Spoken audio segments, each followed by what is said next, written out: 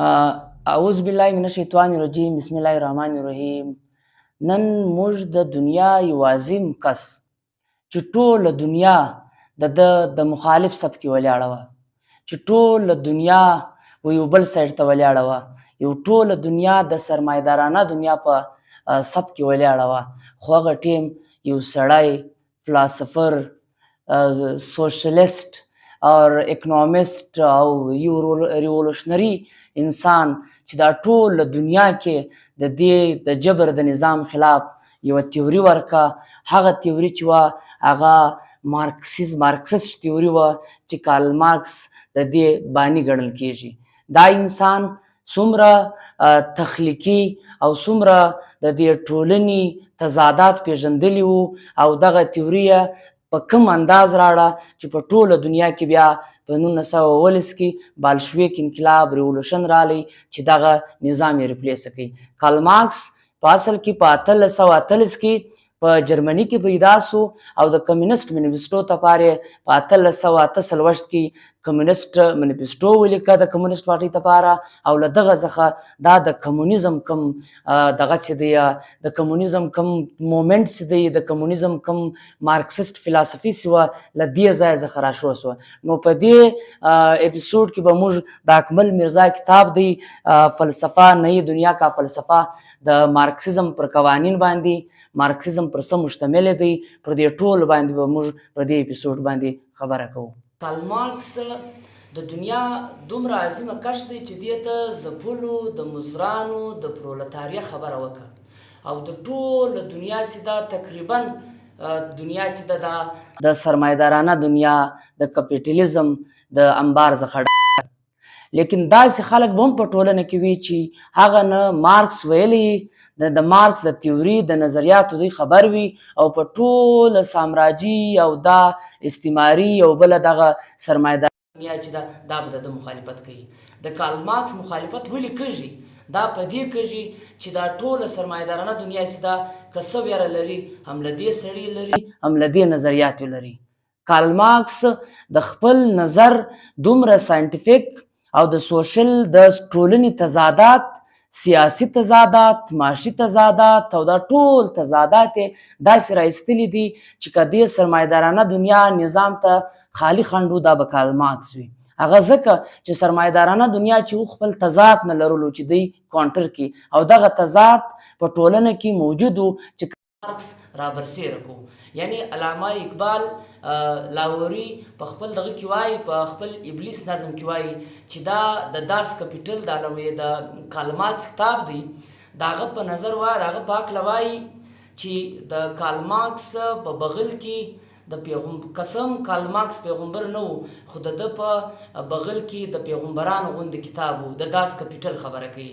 نو دا یو انسان دا دومره لوی عظیم انسان د خپل نظریات د خپل مارکسیست تیوري څنګه اپلای کا څنګه یې پیش کا د اکمل میرزا کتاب نئی دنیا کا فلسفه پر دې باندې به موږ کتاب یا مارکسیست فلسفي تر دې له مخه موږ دا خبره کوو چې کارل مارکس ولې دومره بااثره شخصیت دی په دې نړۍ کې ولې په دې لنډ وخت کې دومره لوی نوم پیدا کړي نه. نو موږ په دا خبره کوو چې کارل مارکس اول وار دا خبره وکړه میرزا د کتاب نئی دنیا کا فلسفه تر دغه ریویو اخیستلو له مخه موږ یو وار دا خبره کوو چې کارل مارکس ولې مشهور و. کارل مارکس له مخه ډیرو خلکو د شنه اسمان د مزدورانو د ځپلو خبره کړې وه چې وه هغه رنګه کنوې نه سوه. کارل مارکس په خپله وایي دا زما پر فلسفه خلکو ډیره خبره کړې وه چې خلکو پر سر درولې وه ما پر پښو ودروله. کارل مارکس د شنه اسمان زامن د مظلومانو د غریبانو ته یوه داسې تیوري ورکړه چې د دوی کم دښمن سي وو هغه یې ډېر څرګنده کړي او هغه یې ډېر په ګوته کړي. د کارل مارکس معروض څه و؟ دا یو ډیره مهمه خبره ده. دا کلاسیکل مارکسیزم کې موږ یو وار دا چې څوک مارکسیزم یایي موږ به اول دا خبره کوو چې د کارل مارکس معروض هغه دی چې پکې اوسېدی هغه څه شو. کارل مارکس په جرمن کې اوسېدی سوی دی په 1950 کې انډسټریل ریولوشن صنعتي انقلاب راغلی دی. صنعتي انقلاب چې راغلی دی نو ټوله دنیا یې سره ولړزوله. صنعتي انقلاب په کارخانه کې مزدور او یو مزدور دی یو مالک دی، یو د کارخانې مالک وي او یو مزدور وي. دا دواړو په کارخانه کې کار کاوه. د دې کمپنۍ دوی یو مالک او دا مزدور چې و له ده سره کار کوي. کله چې د خپل ټولنه کې وکتو چې یو مزدور لګیا دی شپه او ورځ کار کوي، هغه خپل کور نشي ساتایه او بل مالک هلته ناست دی مزدوران تر مالک لاندې کار کوي. ده ویلې چې دا مزدوران دا کرسۍ چې ده یا په دې کارخانه کې څه هم جوړېږي دا د مزدور په محنت جوړېږي، لیکن ګټه چې ده دغه دا ګټه د ده یا یې تیوري اف سرپلس او دا ګټه چې ده دا ځي وه دغه له مالک له ځي.